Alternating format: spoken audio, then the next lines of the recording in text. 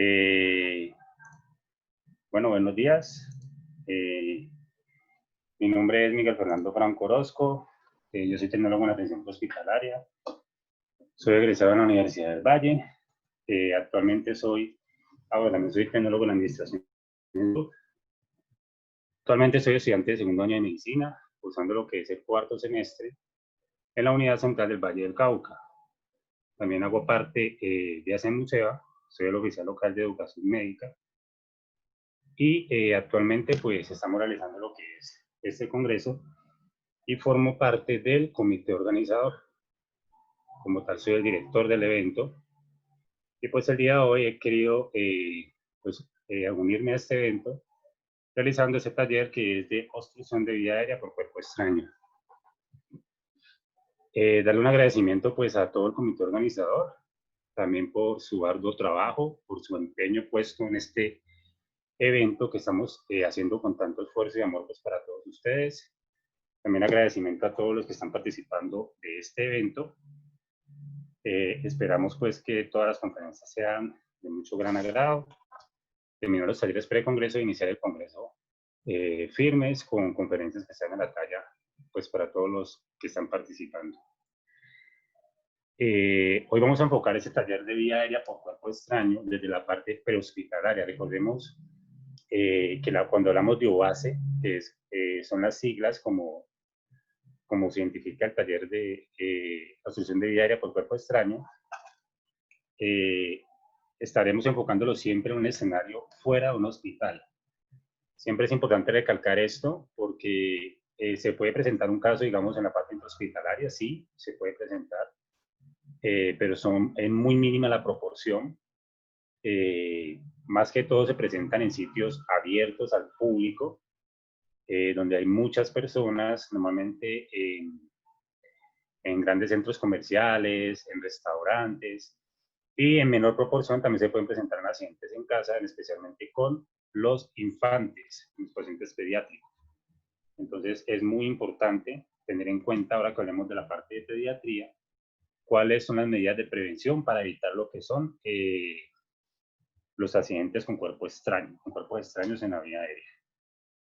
Entonces, antes de iniciar también voy a recalcar que vamos a empezar hablando de lo que es el adulto y posteriormente pasamos a lo que es el pediátrico. ¿Listo? Entonces, ahora sí.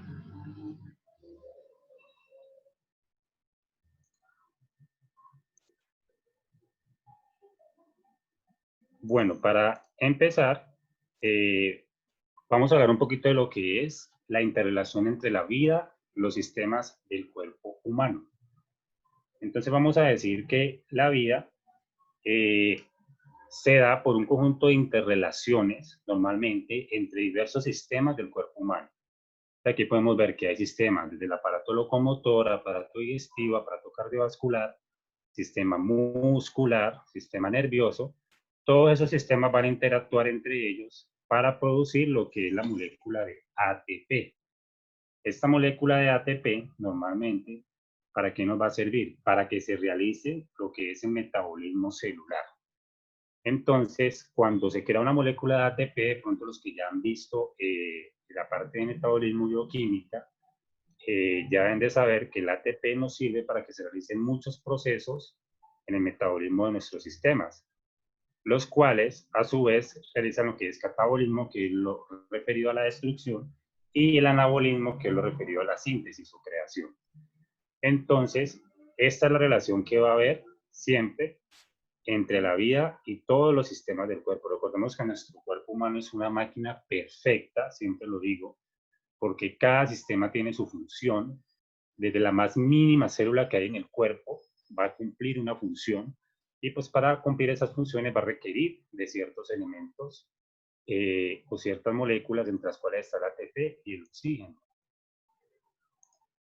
Entonces, cuando hablamos de la vía, especialmente, van a tener gran importancia, digo gran importancia que calculo estos dos sistemas, que son el sistema respiratorio y el sistema cardiovascular.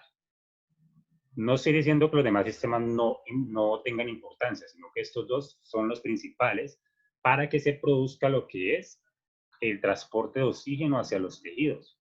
Recordemos que también el oxígeno es una molécula de gran importancia, la cual es transportada a todos los tejidos del organismo para que también puedan realizar sus procesos de metabolismo, de respiración celular y todo lo que en una célula requiere para que pueda funcionar correctamente. Entonces, miremos la relación que hay entre esos dos sistemas, el sistema respiratorio y el sistema cardiovascular trabajan entre sí a través de la bomba cardíaca que le conocemos como corazón y a través del intercambio gaseoso que se da en los pulmones, especialmente en el árbol bronquial. Entonces, cuando se da una interrelación entre estos dos sistemas, se produce lo que es la molécula de oxígeno. ¿Listo? Esta molécula de oxígeno va a ser transportada posteriormente a los tejidos por medio de la hemoglobina, viaja a través de la sangre y lleva a cada tejido que lo requiere pues, para todos sus procesos. Pero, ¿qué va a pasar si alguno de esos dos sistemas falla? Miremos, si nos falla el sistema cardíaco, nos falla el sistema respiratorio, a su vez, no va a haber como tal un transporte de oxígeno hacia los tejidos. ¿Esto qué va a conllevar? Que se produzca lo que es la muerte celular y posteriormente el paciente pues fallezca. Cuando hablamos de algunos de esos dos sistemas, otros mecanismos del cuerpo humano, como es el mecanismo de respiración anaerobia, pero pues este mecanismo no es que sea muy efectivo, tampoco tiene larga duración, porque eso es lo que nos va a producir como tal es que la sangre se vuelva más ácida por la acumulación de las moléculas, por la acumulación de dióxido de carbono en sangre. Entonces, eso no es benéfico para nuestro cuerpo humano, porque nosotros todo el tiempo estamos eliminando CO2 en el proceso de respiración.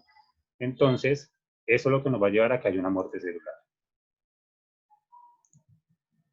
Cuando hablamos del sistema respiratorio, es importante identificar estructuras que cobran gran importancia.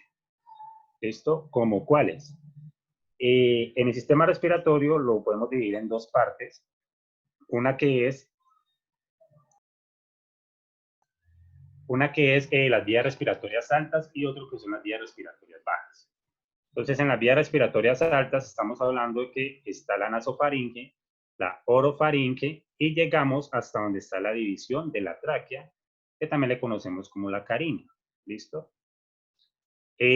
Cuando hablamos de vías respiratorias bajas, pues ya estamos hablando como tal del árbol bronquial y de los pulmones, que aquí es donde se realiza el proceso de intercambio gaseoso. Si vamos a una foto más detallada, más microscópica, vemos que aquí está el árbol bronquial, donde están los alveolos, que los alveolos son los que realizan el proceso de intercambio gaseoso. Los que ya de pronto han visto fisiología conocen este proceso, pero no voy a entrar mucho en detalle en eso. Simplemente decirles que aquí se produce el intercambio de las moléculas de CO2 y oxígeno, que posteriormente van a ser llevados, el oxígeno va a ser llevado a la sangre y el CO2 va a ser expulsado por las vías respiratorias altas. ¿Listo? Aquí en el alveolo, aquí lo vemos un poquito más microscópico, aquí estamos viendo cómo se realiza el intercambio gaseoso. Y pues así es que se lleva a cabo el proceso de respiración. En el sistema cardiovascular, vamos a ver que tenemos el principal órgano del sistema cardiovascular, que como tal es el corazón, y el corazón es la principal bomba que se encarga de expulsar esa sangre oxigenada a todos los tejidos por medio de las arterias, como a su vez el sistema cardiovascular también tiene esa función de llevar toda la sangre desoxigenada nuevamente al corazón para que sea enviada a los pulmones y posteriormente se pueda realizar lo que es el intercambio de esas moléculas de CO2 y oxígeno. Entonces vemos que el sistema cardiovascular está compuesto por la bomba cardíaca, conocida como el corazón, y los vasos arteriales, que son de gran calibre, de mediano calibre y de pequeño calibre. Aquí vamos a ver rápidamente lo que es el funcionamiento del corazón. Entonces vamos a ver que tenemos la vena cava inferior y la vena cava superior. Esta sangre desoxigenada que traen estas venas va a llegar directamente a la aurícula derecha. Vemos que aquí está la válvula tricúspide. Esta válvula cuando se abre da paso a la sangre desoxigenada que pasa al ventrículo derecho. Este ventrículo derecho, cuando se da el proceso de sístole, va a enviar esta sangre desoxigenada hacia las arterias pulmonares que a su vez recordar que las arterias pulmonares son las únicas arterias del cuerpo que transportan sangre desoxigenada. Esas arterias pulmonares van a enviar la sangre hacia los pulmones, donde se realiza el intercambio gaseoso, y va a retornar esa sangre oxigenada por medio de la vena pulmonar, que a su vez también recordar que la vena pulmonar es esa única vena del cuerpo humano que trae sangre oxigenada. Esa sangre oxigenada va a llegar hacia la aurícula izquierda. Y en la aurícula izquierda vamos a tener lo que es la válvula mitral, que al momento que esta válvula hace apertura, pasa esa sangre oxigenada al ventrículo izquierdo, y ese ventrículo izquierdo, por un proceso de sístole, va a enviar la sangre oxigenada a través de los grandes vasos. El principal vaso que sale del corazón arterial va a ser la aorta, la aorta, sí, la aorta. Entonces, cuando sale esta sangre oxigenada va a ser enviada a los diferentes sistemas del cuerpo. Entonces, aquí vamos a ver otras arterias, que está la arteria subclavia, está el tronco brachiocefálico, y también vamos a encontrar unas arterias propias que van a irrigar el corazón, que son las arterias coronarias. Entonces, mirar aquí esta imagen donde se ve el funcionamiento del corazón como tal. Mira aquí lo que yo les decía, la sangre desoxigenada entra, es enviada, igual a sangre oxigenada y es enviada. Siempre va a ser ese funcionamiento. El corazón late muchas veces por minuto, y todo el momento va a estar haciendo este proceso para poder suplir las necesidades de los diferentes tejidos y sistemas del cuerpo humano. Entonces, ya para pasar a hablar en materia de lo que es la obstrucción de vía aérea por cuerpo extraño, vamos a empezar hablando de lo que es el adulto. Entonces, cuando hablamos de la obstrucción de vía aérea, siempre tengamos en cuenta que en el enfoque prehospitalario se habla de un cuerpo extraño, llámese una moneda que de pronto se pueda tragar un niño, llámese una caja dental, una pieza dental, llámese un pedazo de alimento. De pronto muchas veces las personas no mastican antes de tragar, y pues se da lo que es la obstrucción en las vías aéreas, lo cual puede causar pues una emergencia hospitalaria. Entonces también podemos hablar de una obstrucción de vía aérea en otros casos, por alergia, cuando unas personas normalmente tienden a cerrarse las vías respiratorias, y eso va a impedir de que pase el aire. Pero pues ese no es el caso, no vamos a hablar de eso. También se pueden hablar de obstrucción de vía aérea por un trauma como tal. Pueden haber muchos significados, pero entonces vamos a enfocar en lo que es un cuerpo extraño. Entonces, para empezar a hablar de lo que es la obstrucción, tengamos en cuenta que siempre va a existir una señal universal. Esa es la señal que siempre vamos a ver en una persona que tiene una dificultad respiratoria por un cuerpo extraño. Entonces vamos a ver que la persona toma sus dos manos y se la va a llevar hacia el cuello. La va a colocar ahí en el cuello, como queriendo referir que le está haciendo falta el aire. Inmediatamente la persona te va a indicar que tiene un objeto extraño que está obstruyendo su vía aérea. Entonces tengámosla en cuenta, que esta es la señal universal para el ahogamiento. ¿Cuáles son los signos de obstrucción leve? Entonces, cuando hablamos de unos signos de obstrucción leve, vamos a decir que el paciente puede hablar, puede respirar y tiene una tos eficaz. Entonces, aquí, ¿qué es lo recomendable cuando un paciente tiene una obstrucción leve? Listo, el paciente te hizo la señal universal de ahogo, te está indicando que se está ahogando. Entonces van a aparecer otros signos, pero en este caso, cuando es leve, el paciente te va a indicar, tú le vas a decir, señor, señora, ¿qué le pasa? ¿Le puedo ayudar? Recordemos siempre mantener la calma ante estos momentos. Es algo muy difícil, pero que es necesario hacerlo. Entonces, con calma le decimos al paciente, ¿en qué le puedo ayudar? Dígame, ¿qué le pasa? Si el paciente te habla, te dice, no, estoy atragantando, o sea, te puede estar diciendo, tú puedes estar escuchando en ese momento que el paciente te está indicando que tiene algo alojado en su vía aérea. Entonces, el paciente puede hablar. Listo, entonces eso indica que el paciente puede tener una respiración leve, no tiene unos signos de obstrucción grave. El paciente, a su vez, va a empezar a toser. Recordemos que la tos es como tal un mecanismo de defensa de nuestro cuerpo humano. Lo digo siempre así porque muchas veces las personas creen que por tener tos están muy graves, tienen que ir al hospital inmediatamente, tienen que tomar el remedio para que se les quite la tos, pero no, en muchas ocasiones la tos simplemente es ese mecanismo que el cuerpo está diciendo para que expulses lo que está alojado en tus vías respiratorias, tanto altas como bajas. Entonces, en este caso, cuando cuando se te atora un objeto extraño o un pedazo de comida, si sea una pepa de arroz que se te vaya por medio de las vías respiratorias, vas a toser inmediatamente. Yo sé que de pronto la mayoría de personas que hay en esta conferencia ha tenido en algún momento de su vida broncoaspiración, que simplemente es cuando tú de pronto estás comiendo y a la vez estás charlando, estás hablando, te dio por reírte y se te fue algún pedacito de comida por las vías respiratorias.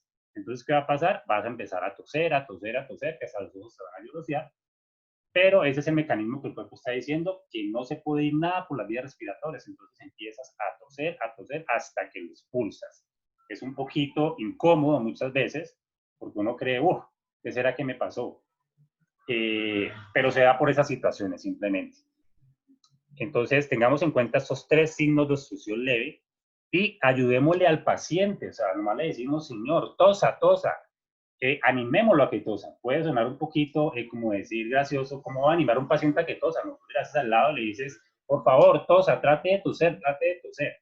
En algunas literaturas está indicado que demos unas palmadas en la espalda, pero en otras literaturas dicen que no es recomendable porque podría empeorar. Entonces, lo que yo recomiendo como tecnólogo en atención hospitalaria simplemente es que nos hagamos al lado del paciente y le indiquemos que tosa.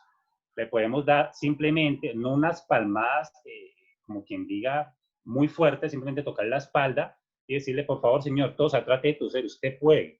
Y ubicarlo en una posición así como aparece en esta fotografía. Especialmente que agache un poquito el torso, que tenga la cabeza en esta posición y le empezamos a animar a que tosa. De esta manera, él podría expulsar el cuerpo extraño si se trata de una obstrucción leve. Estimule la tos, pero también hay signos de obstrucción grave. ¿Cuáles son esos signos de obstrucción? Vamos a ver que aquí nos mencionan varios. Uno de ellos, que es el estridor. El estridor, pues, es un sonido respiratorio anormal. Normalmente, pues, se causa por el bloqueo de la garganta o de la laringe, por un cuerpo extraño. En este estridor, pues, vamos a ver que se va a escuchar cuando el paciente inhala. Entonces, el paciente inhala, tú puedes escuchar un sonido, ahí te está indicando que hay una obstrucción. Haz de cuenta como cuando tú inflas una bomba y tú, antes de amarrar la bomba, le colocas el dedo en la punta, ¿cierto? Y tú vas a dejar que salga un poquito de aire. Entonces, abres un poco la válvula de la bomba, del globo, y vas a ver que se escucha el sonido, porque el aire va a dar un sonido porque está indicando que no puede salir pues a la velocidad que normalmente sale el aire de ese globo. Entonces puede ser un sonido indicándote que algo está obstruyendo. Así mismo puede pasar cuando estamos hablando de un estridor.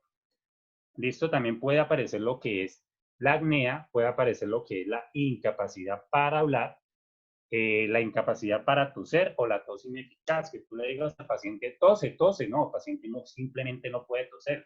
La obstrucción es tan grave, está muy alojada en la vía aérea, que el paciente no va a tener la capacidad de toser y el cuerpo humano tampoco va a tener la capacidad de acceder a ese mecanismo de defensa de las vías respiratorias. Aumentar la dificultad respiratoria. El paciente simplemente te empieza a mostrar unos signos de que ya el oxígeno está en su cuerpo. Aquí es la cianosis. La cianosis se indica como un signo cuando una persona empieza a aparecer en sus partes distales, especialmente lo que es en labios, en los lóbulos de la oreja, en la punta de la nariz y en los dedos, aparece, así como se ve en la fotografía, una marca como azulada, un color azulado o morado. También puede aparecer incluso en la lengua. Eso se le llama cianosis. ¿Y eso qué nos está indicando? Que hay una baja deficiencia de oxígeno en los tejidos. Entonces, también es como un mecanismo que el cuerpo está indicando, por favor, hay deficiencia de oxígeno, necesito oxígeno. Entonces empieza a mostrar esas señales para que actuemos rápidamente. Cuando pasan estos signos de obstrucción grave, debemos de tener en cuenta que debemos solicitar ayuda lo antes posible. Eso es inmediato. ¿Por qué? Ya vamos a ver por qué. Al activar la línea de emergencia, normalmente en muchos países es la línea 123. Aquí sí quiero enfatizar que ustedes como rescatistas, como primeros respondientes y como estudiantes de medicina, futuros profesionales, los que ya lo son, siempre tengan en cuenta que debemos de tener en nuestro celular cuál es la línea de emergencia del municipio, de la ciudad, de la región donde vivimos. ¿Por qué lo digo? He visto casos donde uno llega a un accidente de tránsito y resulta que uno dice, por favor, llame una ambulancia. Y llega el que aparece, porque siempre aparece en una persona, en un accidente, en una situación que dice, yo soy médico, yo soy enfermero, yo soy auxiliar, yo soy rescatista. Y dice, listo, ayúdame, por favor, llama a la línea de emergencia. No, no sé a quién llamar. O sea, es triste saberlo, pero nosotros mismos, como personal de salud y como personal de emergencias, no tenemos en cuenta cuáles son las líneas de emergencia. Yo por lo menos en mi celular tengo más de 5 líneas de emergencia, de ambulancias de mi pueblo, del hospital, de los bomberos, de la Cruz Roja, para saber en qué momento debo llamar.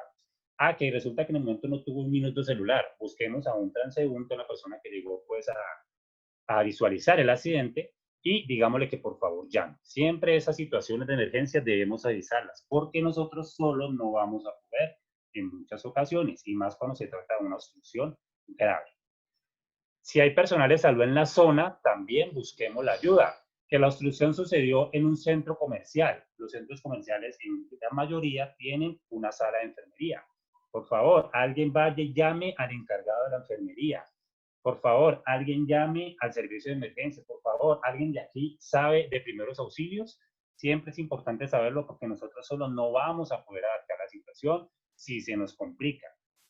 Y vamos a aplicar lo que es la maniobra de Heimlich. Aquí quiero enfatizar que la maniobra de Heimlich se aplica solamente cuando se trata de una obstrucción grave. Ya vimos que en la obstrucción leve estimulamos la tos, el paciente puede expulsar el objeto solo estimulando la tos, pero en la obstrucción grave ya debemos pasar a aplicar la maniobra de Heimlich. Entonces la maniobra de Heimlich pues, fue una maniobra creada por una persona con el mismo nombre, Heimlich. Entonces, esta maniobra se realizó especialmente para desobstruir la vía aérea y es aplicada en los casos que existe un oasis. Entonces, miremos cuáles son los pasos para aplicar la maniobra de Heimlich. Entonces, vemos, primer paso, vamos a ver que debemos de pararnos detrás de la persona, colocar un brazo alrededor de su pecho, darle 5 golpes firmes en la espalda entre los omoplatos. Esto sí hablamos si hay una obstrucción leve, ¿listo? Recordemos que lo de los golpes leves en la espalda puede ayudar en cierta manera al paciente, pero pues otras personas de pronto no lo recomendarán. Simplemente vamos a estimular la tos. Ya vemos que si efectivamente no funcionó y pasamos a una obstrucción grave, vamos a pasar a ubicarnos detrás del paciente. Miremos cómo se va a ubicar usted. Usted se ubica detrás del paciente, pasa sus dos manos, perdón, sus dos brazos por debajo de los brazos del paciente, así como aparece en esta imagen. Listo, si el paciente está consciente, él va a estar todo el tiempo de pie. Entonces vamos a, con nuestra mano dominante, normalmente vamos a colocar, vamos a hacer el puño, vamos a ubicar entre el ombligo y la apófisis sifoide del esternón, vamos a crear, digámoslo así, como una línea y en medio entre el ombligo y la apófisis vamos a colocar nuestro puño. Tengamos en cuenta que el puño siempre, el pulgar, tiene que ir sobre el abdomen. Entonces, ubicamos el puño y con la otra mano, normalmente, la colocamos encima del puño y vamos a empezar, normalmente, a hacer compresiones fuertes, con una fuerza moderada. Vamos a hacer un movimiento rápido y seco hacia adentro y hacia arriba. Entonces, al momento de hacer ese movimiento hacia adentro y hacia arriba, ¿qué vamos a hacer? Que se cree una presión, la cual va a viajar hacia las vías respiratorias altas y va a producir de que el objeto sea expulsado. Al momento que estemos produciendo la presión, eso va a producir que el objeto sea expulsado, el paciente pueda expulsarlo y posteriormente pueda sostener sus vías aéreas. Entonces, continúe dando 5 golpes en la espalda y comprimiendo 5 veces el abdomen hasta que la persona expulse el objeto por la boca o pierda el conocimiento. ¿Qué vamos a hacer si la paciente está embarazada o de pronto estamos tratando con un paciente con obesidad? Esos son casos especiales en los cuales no se va a aplicar una maniobra de Heimlich como tal sobre el abdomen, sino que simplemente vamos a aplicar la fuerza o la comprensión sobre el tórax. ¿Listo? En este caso, ¿cómo se va a realizar? Vamos a crear una línea imaginaria intermamilar, hagamos de cuenta como se utiliza también en la RCP,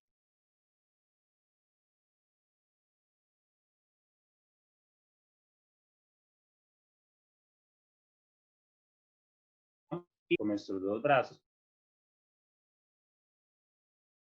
Miguel, ¿no se está escuchando, Miguel? colocando el pujo, Miguel. ¿Me escucha?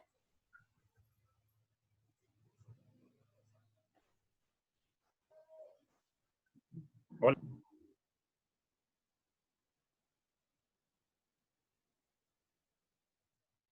Miguel, ¿me escuchas?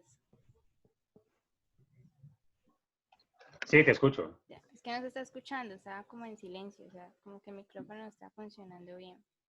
Dale, dale, creo que es el problema de conexión, pero ya creo que volvió. ¿Ahí me escuchas ya? Sí, ya. Listo, Quedamos en dale. que se aplicaba la fuerza en el tórax y ahí se empezó a ir el sonido.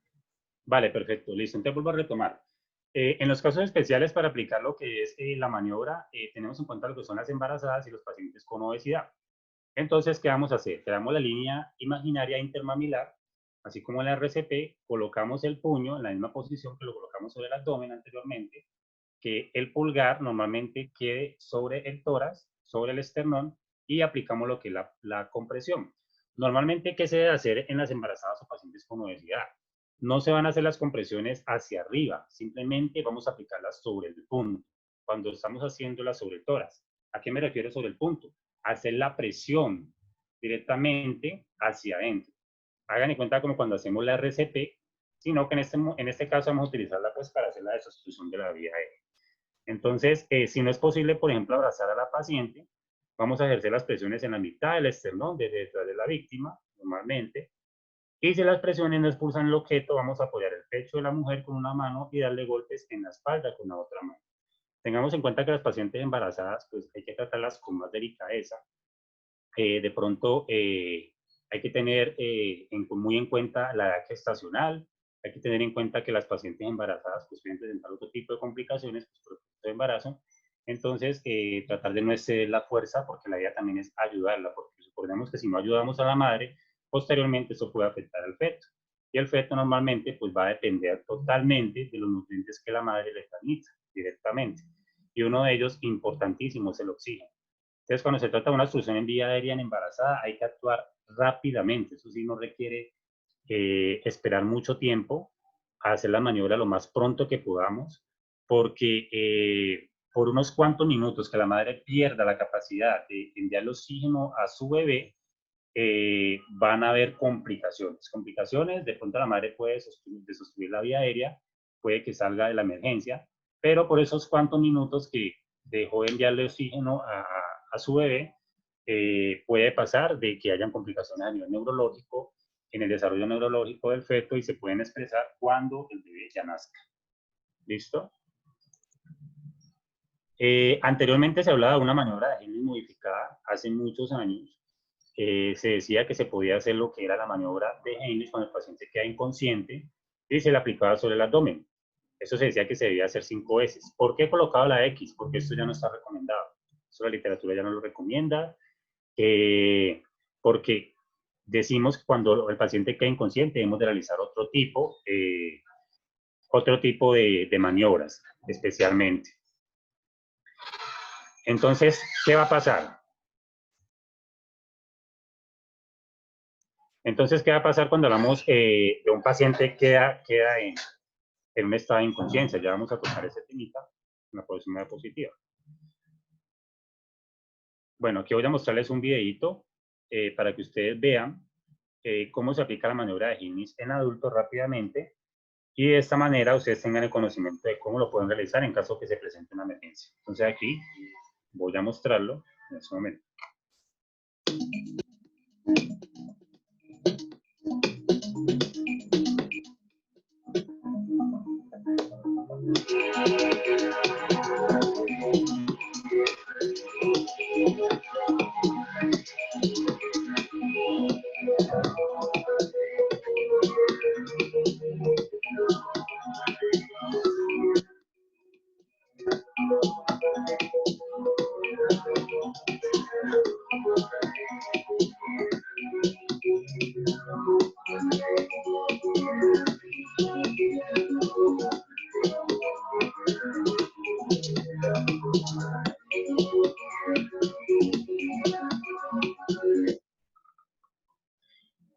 Bueno, listo. Es importante recalcar del video, ya vimos cómo se realiza la maniobra de Higgins normalmente.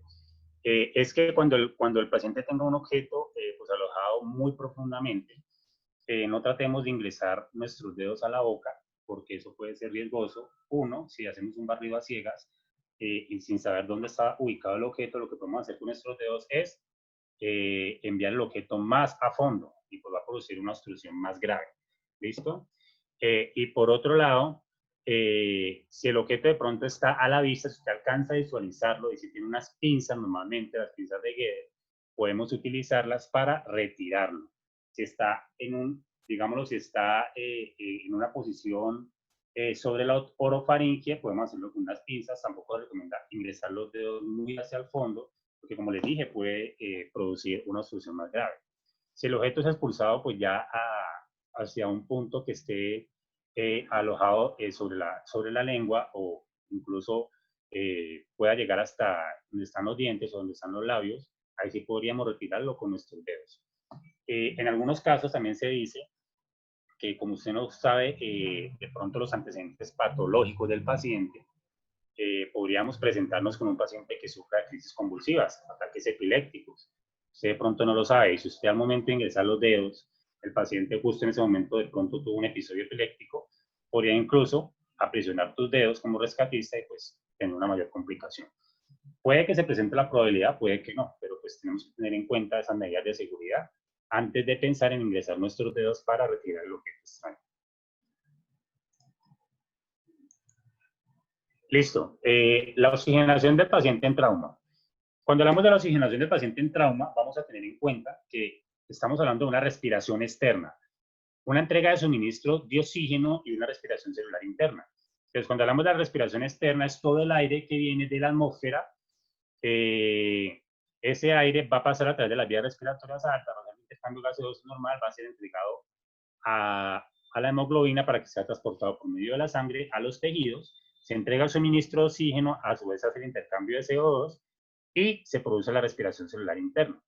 Entonces, es muy importante también cuando un paciente ha salido de la crisis del OASE, normalmente, que tengamos en cuenta de que hemos de suministrarle un nivel de oxígeno si de pronto en el proceso pues ha sufrido signos como cianosis, ha tenido dificultad respiratoria.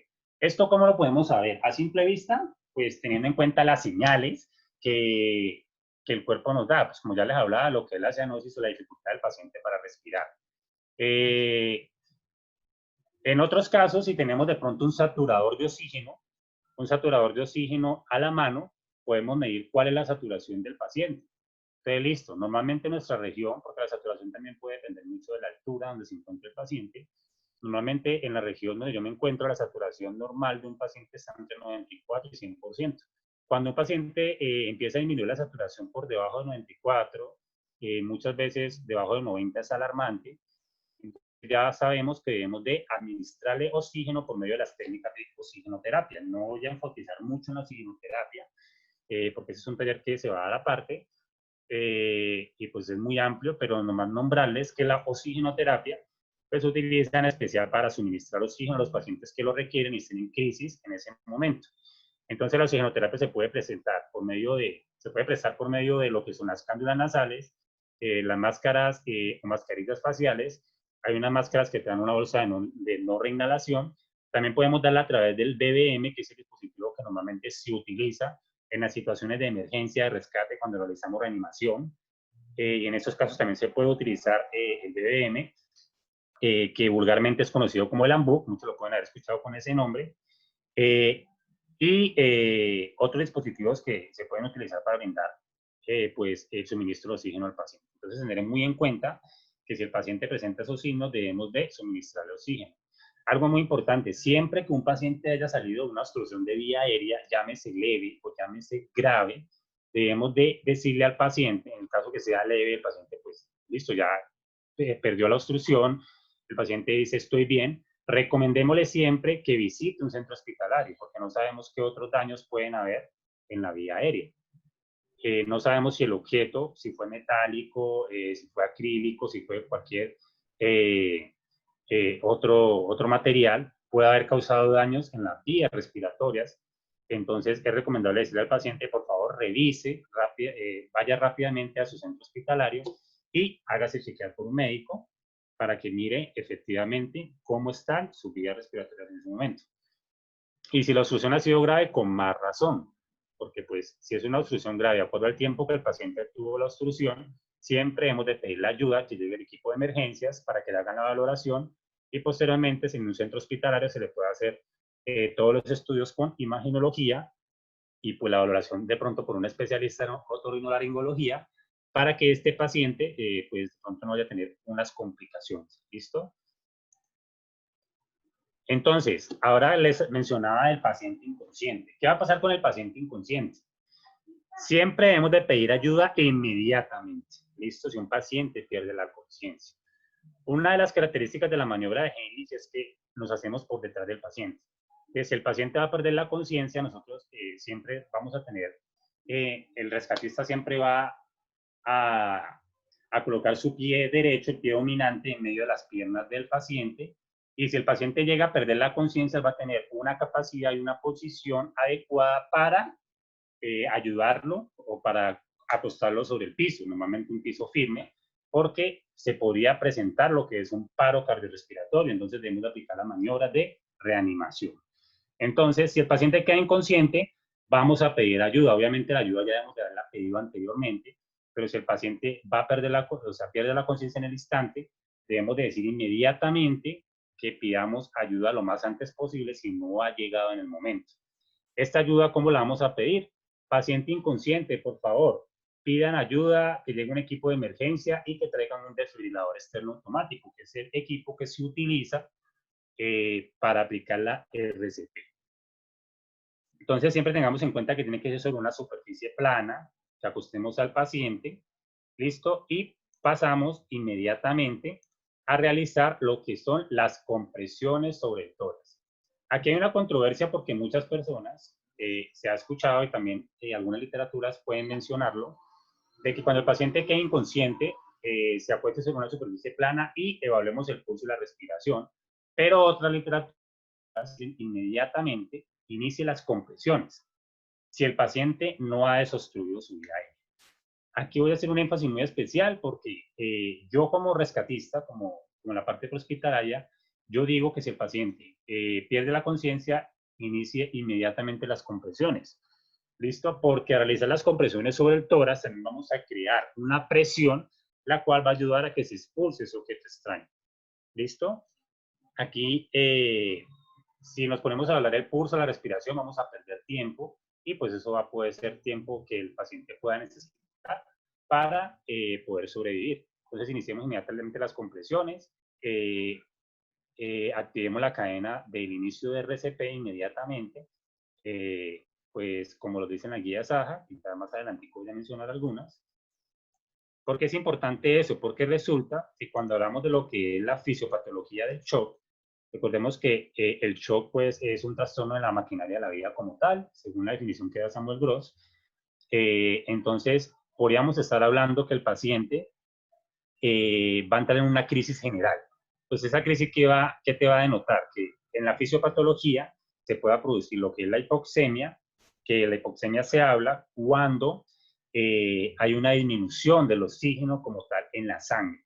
La hipoxia, que es la disminución de oxígeno directamente a los tejidos, y la hipoventilación, pues que es una disminución en la frecuencia respiratoria.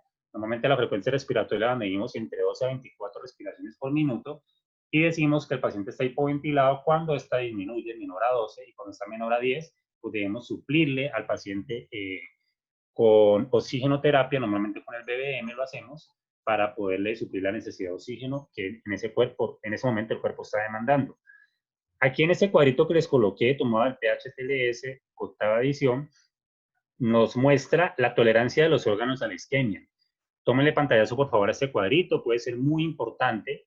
Anoten, porque aquí nos va a decir cuál es la tolerancia de los principales órganos vitales del cuerpo a la isquemia. ¿Listo? Entonces aquí nos dice que el corazón, el cerebro y los pulmones tienen más o menos entre 4 a 6 minutos de tolerancia a la isquemia. Miren que es un tiempo relativamente corto. Por eso cuando se habla de la fisiología de la vida y muerte, tenemos que tener en cuenta que si no hay un real intercambio gaseoso entre el sistema respiratorio y el sistema cardiovascular, Entonces, los principales órganos afectados van a ser el corazón, cerebro y pulmones. Órganos, a su vez, de gran importancia, porque pues, van a controlar lo que es el sistema cardiovascular, el sistema nervioso y el sistema respiratorio. Entonces, si no suplimos esa necesidad, prácticamente van a dejar de funcionar. El riñón, el hígado y el tracto gastrointestinal entre 45 a 90 minutos y el músculo, el hueso y la piel de 4 a 6 horas. Pero aquí yo vuelvo y hago la pregunta, ¿cuál creen ustedes que es más importante? Pues obviamente vamos a decir que son estos tres primeros. Entonces, de ahí la importancia de saber actuar ante una obstrucción de vía aérea por cuerpo extraño. Actuar rápidamente, identificar qué tipo de obstrucción tiene el paciente y ayudarlo aplicando las diferentes maniobras y activando el sistema de emergencia. Ahorita cuando les decía el paciente inconsciente, entonces iniciamos la RCP, la secuencia CAB, C que se refiere a circulación, A que se refiere a una buena vía, a garantizar una buena vía aérea, y B, una buena ventilación. Entonces, al activar la secuencia CAB, lo que vamos a hacer inmediatamente es tener en cuenta los criterios de la alta calidad que nos dice la AJA. Uno de los criterios de la alta calidad es que tenga que ser las compresiones al menos 120 compresiones por minuto, entre 100 a 120 según la última actualización de la guía. La profundidad tiene que ser al menos de 5 centímetros o 2 pulgadas. Se debe ventilar adecuadamente el paciente. Tenemos que tener en cuenta que tienen que haber 2 reanimadores especialmente. Habrán casos donde solo hay un reanimador. Es bastante esforzoso, se puede hacer, pero siempre hay que pedir ayuda a una persona que sepa de primeros auxilios para que nos ayude a hacer la receta en caso que el paciente entre en un paro cardiorrespiratorio. Y también otro criterio de alta calidad que nos dice las guías es que debemos garantizar una buena expansión torácica y debemos evitar al mínimo las interrupciones. ¿A qué me refiero con eso de las interrupciones? De que mientras cambian, porque en muchos casos se puede dar que el reanimador cambia porque él se puede cansar. Entonces, miremos aquí como está en la imagen, está un reanimador dando las compresiones, pero atrás ya puede haber otro reanimador esperando a que él le diga cambio.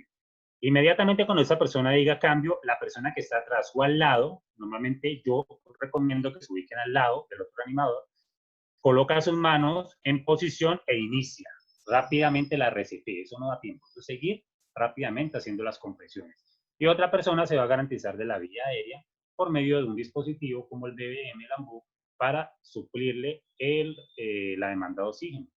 Hay casos donde no pueden haber BBMs, se pueden presentar. No está recomendado, eso antes de pronto sí lo recomendaban, pero hoy en día ya no está recomendado que demos la respiración boca a boca, como la llamamos o la conocemos normalmente. ¿Por qué no está recomendado? Por el riesgo de contagio entre algunas enfermedades que se pueden transmitir por vía aérea. Y más ahora en tiempos de COVID, entonces tenemos que tener muy en cuenta esas características. Bueno, si no estuviéramos en tiempo de pandemia, igualmente siempre es recomendable utilizar la bioseguridad. Recordemos que para realizar cualquier tipo de estas maniobras, siempre debemos de tener en cuenta que primero es la seguridad del rescatista. Entonces, garantízate que tengas el tapabocas, unos guantes, unas monogafas en el momento de realizar cualquier tipo de esas maniobras. Ah, ustedes me van a decir, no, pero si no tengo en el momento ese tipo de bioseguridad, ¿qué hago? ¿Ayudo al paciente y no lo ayudo? Yo diría que sí y no. Sí, si no estuviéramos en un tiempo como estamos presentando actualmente, que es un tiempo de alerta mundial por la pandemia del COVID, entonces, en ese caso, de pronto, si no estuviéramos en esos tiempos, yo diría, listo, ten en cuenta otras medidas de seguridad como no acercarte mucho al paciente, pero realiza las maniobras. Pero no en este tiempo de pandemia, porque no sabemos si la persona pueda estar infectada, no sabemos si la persona pueda tener pues algún otro tipo de enfermedad y nos pueda transmitir por medio de la vía aérea. Entonces, es muy riesgoso que podamos realizar esas maniobras en estos momentos sin una buena bioseguridad. ¿Listo? Entonces, continuemos. Entonces, aquí nos dice otra característica que es despejar la vía aérea.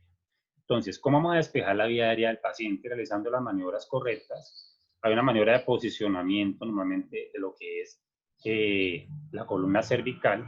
¿Listo? Miremos que el rescatista pone una mano sobre la frente de la persona afectada, ubicamos la otra sobre la mandíbula y vamos a poder lo que es dar apertura a la vía aérea para ver si el objeto que está alojado en la vía aérea ya tiene visibilidad, se puede retirar fácilmente con unas pinzas, o el paciente puede expulsarlo a medida que se hagan las compresiones. ¿Listo? De esta manera despejamos la vía aérea. Cuando hablamos de despeje de vía aérea, tenemos que utilizar algunos dispositivos en el área de atención hospitalaria, los cuales conocemos como, como cánulas, las cánulas orofaringeas. Estas cánulas orofaringeas normalmente las tienen los rescatistas en sus equipos de emergencias en las ambulancias y se pueden utilizar para garantizar una vía aérea adecuada. Ustedes también se pueden preguntar, pero si el objeto está ahí, usted no sabe dónde está el objeto, ¿puede uno utilizar la cánula? Eso dependería, digámoslo, la situación. Si ustedes realmente ven que el paciente tiene una deficiencia muy alta de oxígeno, muy alta de oxígeno,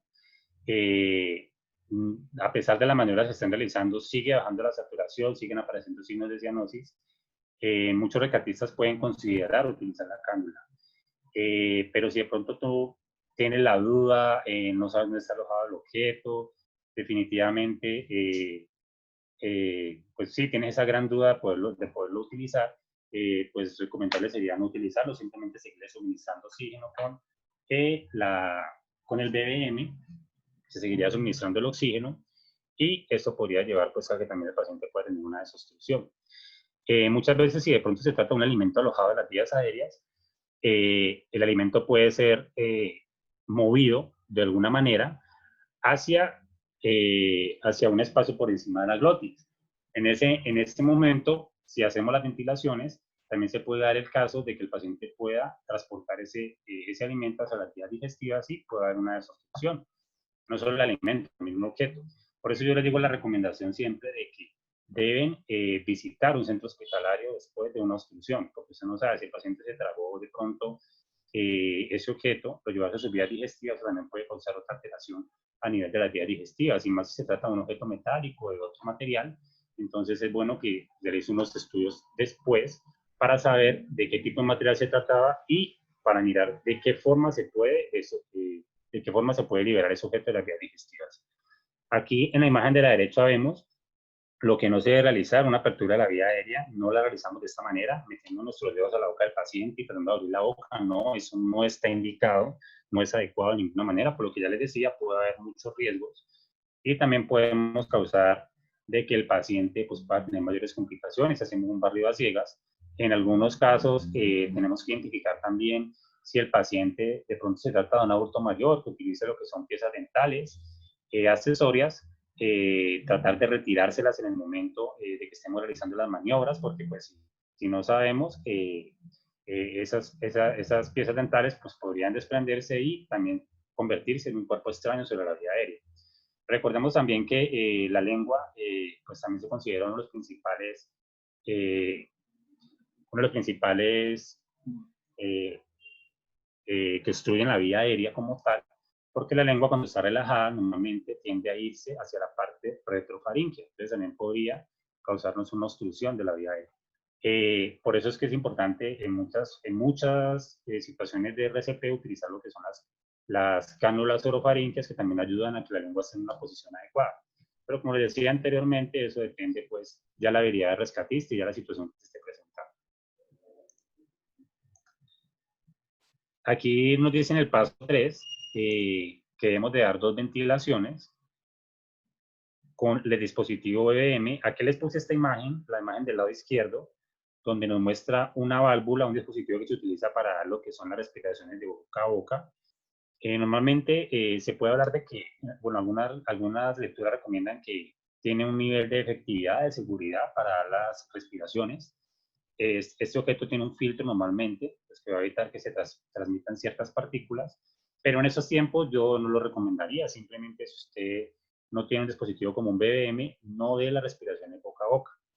En otros casos, en otros tiempos, sí lo haríamos, porque pues, también nos brindaría una seguridad adecuada para el rescatista. Pero recomendamos simplemente el BBM o suministrar el oxígeno a través de los diferentes dispositivos de oxigenoterapia que existen. Liberamos la obstrucción, listo, ya vimos que el objeto extraño fue liberado por medio de las compresiones, ya lo pudimos retirar con unas pinzas, ya el paciente lo pudo expulsar pues, por la presión que se ejerció sobre el tórax Entonces, inmediatamente, ¿qué vamos a hacer? Ahora sí pasamos a hablar lo que es el pulso. ¿Listo? Valoramos el pulso carotídeo, miramos si está presente. Si efectivamente el pulso está presente, pues ya sabemos que el paciente salió de la crisis, ya expuso el objeto, pero de pronto no ha recuperado la conciencia. Vamos a tomar los que son los signos vitales.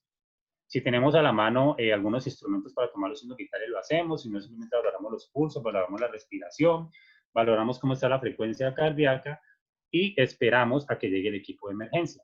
¿Listo? Aquí ya sabemos que el paciente ha salido de la crisis, ya pudimos desobstruir la vía aérea y pues ya vamos a tener más tranquilidad de que pudimos ayudar al paciente que estaba en ese momento arriesgando su vida. Y lo colocamos en una posición de recuperación. La posición de recuperación que se recomienda después de haber realizado unas compresiones o después de que el paciente que está inconsciente pues salió de la crisis, es esta que mostramos aquí en la foto.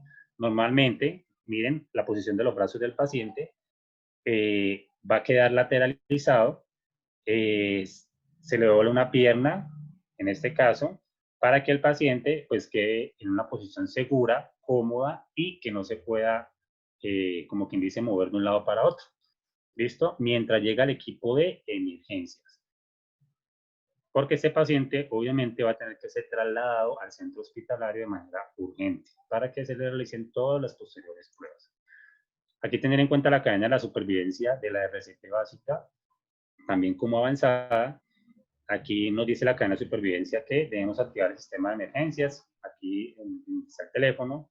Iniciamos las compresiones, hacemos la desfibrilación rápida, se traslada a servicio de emergencias en la ambulancia y posteriormente los cuidados postparo que normalmente se hacen en una UCI, en una UCI que tenga especialidades pues, cardíacas, de cuidados cardíacos. Bueno, no les hablé anteriormente lo que es la desfibrilación, porque eso es un tema que entra en BLS, pero las desfibrilaciones normalmente se realizan con el dispositivo externo automático, el DEA, que normalmente el DEA pues, debe estar siempre disponible en los sitios donde hay alta aglomeración de personas. Acá en Colombia por lo menos hay una ley que reglamenta de que en todo sitio donde haya mucha aglomeración de personas, llámese estadio, llámese sistemas de salud. Perdón un momentico.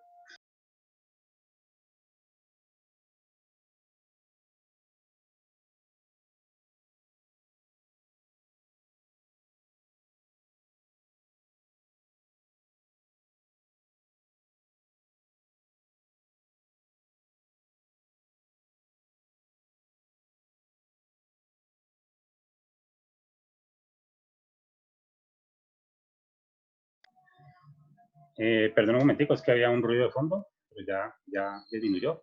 Entonces continúo. La cadena de supervivencia, entonces, como les decía, en la desfibrilación, siempre en los sitios de alta aglomeración debe haber un DEA, en los colegios, en las escuelas, en las universidades, en todo lado debe haber un desfibrilador externo automático. ¿Listo? Ahora cuando hablamos del pediátrico, el pediátrico pues no cambia mucho en cuanto a realizar manuras de Haney, sino que tenemos que tener en cuenta algunas características que ya les voy a mencionar. También los signos de obstrucción leve en el pediátrico, debe ser que el paciente pues se pueda hablar, pueda respirar, haya una tos eficaz y pueda presentar sibilancias entre episodios de tos. Este ruido de sibilancia normalmente es un ruido respiratorio que se produce cuando un paciente tiene una obstrucción sobre los bronquios, entonces se puede presentar como un silbido. Entonces, sí, muchos de pronto han tenido la oportunidad de escucharlo. Cuando uno hace la auscultación de un paciente que tiene una crisis asmática, es el sonido característico. Se va a escuchar como un silbido, se va a escuchar por medio de la auscultación o incluso si el paciente te trata de hablar, al momento de respirar, tú lo vas a poder escuchar. A eso nos referimos con lo que son las sibilancias. Entonces, ¿qué va a pasar en este momento? Tienes que estimular la tos igualmente en los pacientes pediátricos. Decirle al paciente que tosa, por favor, tose, trata de toser, ayúdalo dándole unas cuantas palmaditas en la espalda levemente para que el paciente pues, pueda liberar la obstrucción. Los signos de obstrucción grave en el pediátrico también tenemos lo que es el estridor, lo que es la apnea, la incapacidad para hablar, la incapacidad para toser, que hay una tos ineficaz, simplemente el paciente, por más que tú le digas que tosa, no va a poder toser. El aumento de la dificultad respiratoria y aparece la cianosis, como vemos aquí en la foto, aquí está caracterizado en lo que son los dedos de la mano. Lo mismo, solicitamos ayuda cuanto antes a través de las líneas de emergencia y vamos a aplicar la maniobra de Heimlich en los casos de obstrucción grave. Entonces, ¿qué va a cambiar aquí? Resulta que en los pediátricos va a cambiar lo que es el tamaño de los niños. Entonces, una persona pues adulta que vaya a aplicar la maniobra de Henry sobre los niños, tiene que tener en cuenta que debe arrodillarse normalmente. Se arrodilla la persona, se ubica igualmente por detrás de ella, mire la pierna donde está, para garantizarle seguridad en caso de que pierda la conciencia. Se colocan las manos en posición entre el ombligo, la apófisis y sigmoides, teniendo en cuenta que el pulgar pues quede sobre el abdomen, se coloca la otra mano encima y empezamos a hacer las compresiones con una fuerza moderada hacia arriba. ¿Listo? Tener en cuenta que en los pediátricos pues hay que tener mucha cautela porque recordemos que la formación de los diferentes sistemas en los niños pues es muy diferente a la de los adultos. Entonces, si hacemos demasiada fuerza podríamos producir otro tipo de lesiones a nivel digestivo. Entonces, tener en cuenta que no vamos a aplicar la misma fuerza que aplicamos en un adulto. Sí hay que aplicar una fuerza moderada porque lo que necesitamos es crear una presión para que el objeto sea liberado. ¿Listo? Pero tener en cuenta estas recomendaciones. Ellos son un poquito más frágiles que nosotros los adultos. Entonces, no debemos de causar más daño. Y si el niño queda inconsciente, ¿qué va a pasar? Listo, vamos a iniciar lo que son las maniobras también de reanimación. Vamos a aplicar lo que son las compresiones sobre el pecho. Recordemos que en los pediátricos también cambian las maniobras. Normalmente si el niño está entre 1 a 5 años, se aplica lo que es la maniobra directamente con una mano sobre el esternón, sobre el pecho, y la otra se coloca sobre la cabeza, garantizando pues una buena posición cervical, y empezamos a hacer una compresión para que sea liberado ese objeto extraño. Pero, ¿qué pasa en el caso de que se trate de los lactantes cuando hablamos de una obstrucción de vía aérea por cuerpo extraño? Entonces, en los lactantes vamos a ver que hay una posición adecuada para el rescatista. Cuando yo hablo de lactantes, me refiero a niños menores de 1 año. Normalmente, algunas literaturas pueden mencionar que pueda llevarse hasta 12, 18 meses, hablando de lactantes, pero lo normalmente que nos enseñan a nosotros de la academia es que los lactantes van hasta 1 año aproximadamente. Entonces, ¿cómo es la posición que se ubica sobre ellos? Miremos que el rescatista debe tomar con una mano al lactante. En la imagen de la parte izquierda vamos a ver que la mano derecha del rescatista, que es la dominante, perdona, la mano izquierda del rescatista va a ir por debajo del lactante, va a agarrar lo que es la parte mandibular, tomamos una posición de seguridad donde agarremos la mandíbula del neonato, ¿listo? Se ubica sobre la rodilla, o sea, él va a colocar el lactante hacia abajo, va a ubicarlo sobre la rodilla, agarrando pues fuertemente lo que es la mandíbula del niño y con la otra mano, la dominante, va a dar los golpes sobre la espalda, ¿listo? Normalmente se recomienda dar 5 golpes en la espalda y posteriormente, después de dar los 5 golpes en la espalda, entre la línea interescapular, en medio de las dos escápulas, perdón, se va a proceder a girar al lactante y con los 2 dedos de la mano del rescatista, normalmente se utiliza lo que es el segundo y tercero, se va a ubicar sobre el esternón, en la línea intermamilar, sobre el esternón y vamos a aplicar 5 compresiones. Esas 5 compresiones van a permitir que también el objeto extraño pueda ser expulsado. Esto se va a repetir de manera continua hasta que veamos que el paciente, el lactante, haya liberado el cuerpo extraño. ¿Qué pasa si de pronto el lactante no libera el cuerpo extraño y también pierde la conciencia? Pues iniciamos la maniobra de reanimación. Igualmente. Entonces, miremos aquí una imagen más detallada de cómo se realiza. Miren la posición de rescatista. ¿Listo? Igualmente acá. Entonces voy a mostrarles un video, más o menos dura 4 minutos, para que ustedes vean cómo se realiza la maniobra de Heimlich de sustitución de vía aérea en los pediátricos. ¿Listo?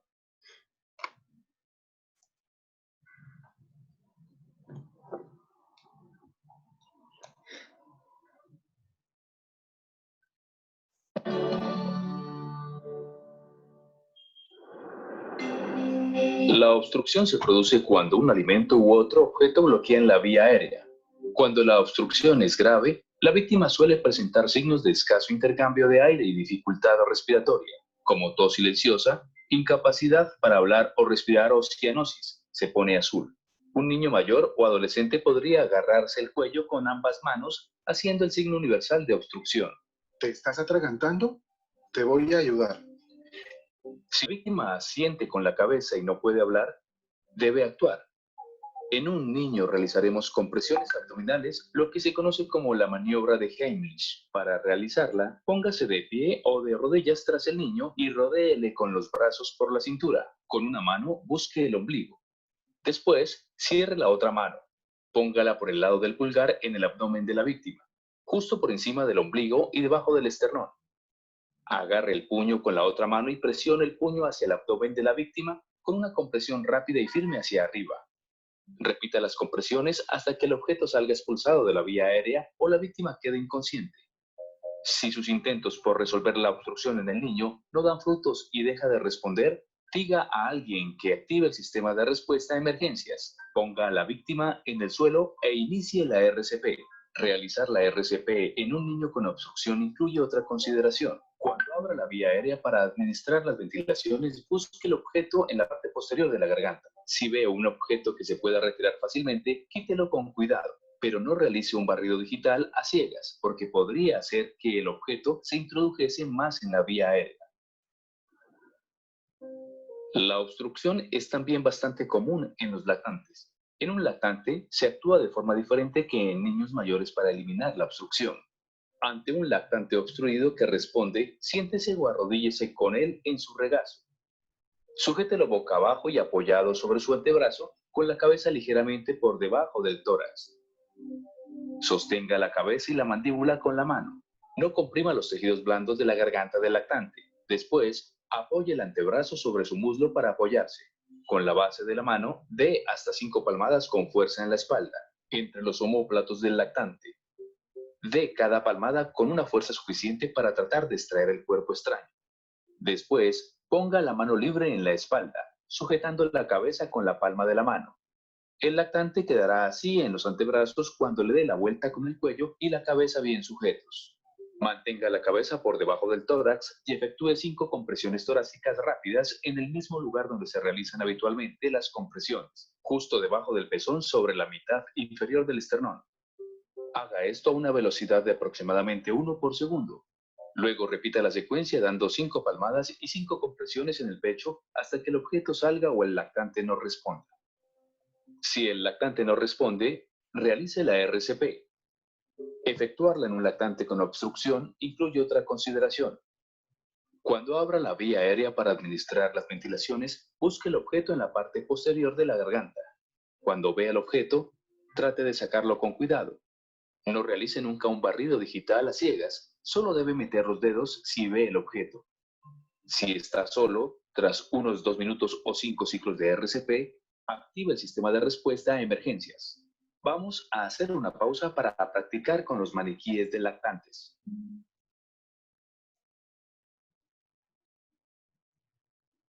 Bien, ahora que está colocado, empecemos. Mientras practica, guíese por las imágenes del video. Empezamos en 3, 2, 1, ahora.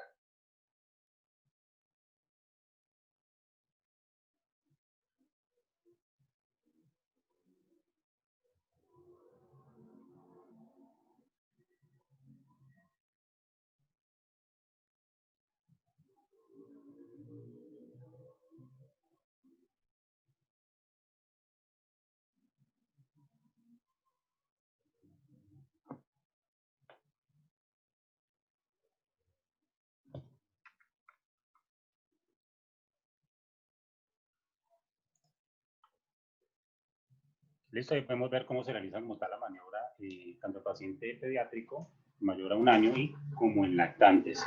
Entonces vimos lo que ya les había explicado, cómo es la posición, cómo son las adecuadas golpes en la espalda, las adecuadas compresiones sobre el tórax, que debemos de tener en cuenta. Entonces, repito nuevamente, siempre tengan en cuenta que si el paciente trátese de adulto, trátese de niño, queda inconsciente, iniciamos las maniobras de reanimación para que posteriormente pueda ser liberado el objeto extraño y a su vez garantizar el suministro de oxígeno a todos los tejidos.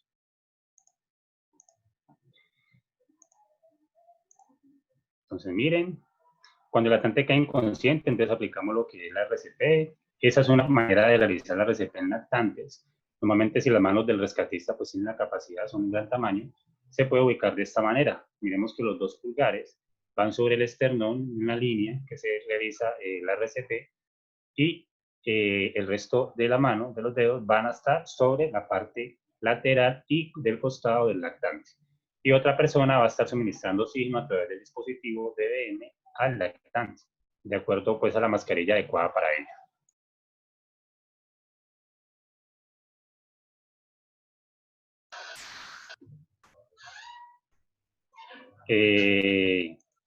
Bueno, antes aquí activamos lo que es la cadena de supervivencia.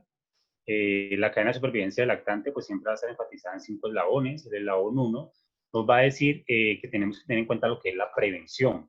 La prevención en los lactantes es lo más importante, siempre se destaca de esta manera, porque de la responsabilidad de los padres depende la buena salud de los hijos. Entonces, a esto me refiero de que un lactante nunca se le deben dejar al alcance objetos que se pueda llevar a la boca y puedan obstruir su vía aérea. Recordemos que los que ya han tenido la oportunidad de tener niños pequeños en sus casas, llámese hermanitos, llámese hijos, llámese primos, vamos a ver que ellos cuando están pues empezando como a tener esa capacidad de curiosidad, la capacidad de asombro, todo lo que ellos tocan se lo llevan a la boca. Entonces muchas veces puede que atrapen una moneda, que atrapen un juguete muy pequeño, se lo lleven a la boca, terminen pues haciendo el proceso de deglución y eso se vaya a obstruir en la vía aérea. Entonces yo siempre recomiendo que no tengamos a la mano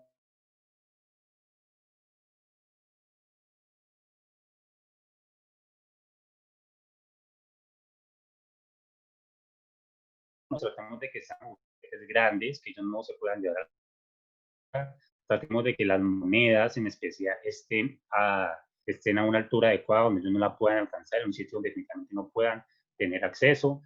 También la prevención entra lo que son los agentes químicos, dejarlos lejos del alcance de ellos, los agentes que le puedan causar quemaduras, etcétera, etcétera. Siempre tengamos en cuenta que debemos de tener esa prevención en todos los pediátricos. Posteriormente, al pasar al siguiente eslabón, iniciamos lo que es la RCP, si el paciente pierde la conciencia, iniciamos las compresiones que en los pediátricos pues cambia la secuencia en cuanto al número que se deben de realizar de acuerdo a los números de rescatistas que hayan. Activemos el sistema de emergencias. Siempre que iniciemos una compresión, necesitamos una persona que inmediatamente llame al servicio de emergencias. Entonces, por favor, llama a una ambulancia, indica que tengo un paciente pediátrico que me entró en paro cardíaco o tenía una obstrucción de vía aérea, perdió la conciencia y estoy iniciando maniobras de RCP. Entonces, eso ya le va a indicar a las rescatistas de que deben de llegar con una ambulancia, con personal capacitado, tanto en manejo de la animación básica, en algunos casos de avanzada, y deben de llegar con un DEA, un desfibrilador externo automático, para continuar pues con lo que son las compresiones. Posteriormente se traslada al paciente a un centro hospitalario y tenemos los cuidados postparo en una unidad de cuidado intensivo coronario.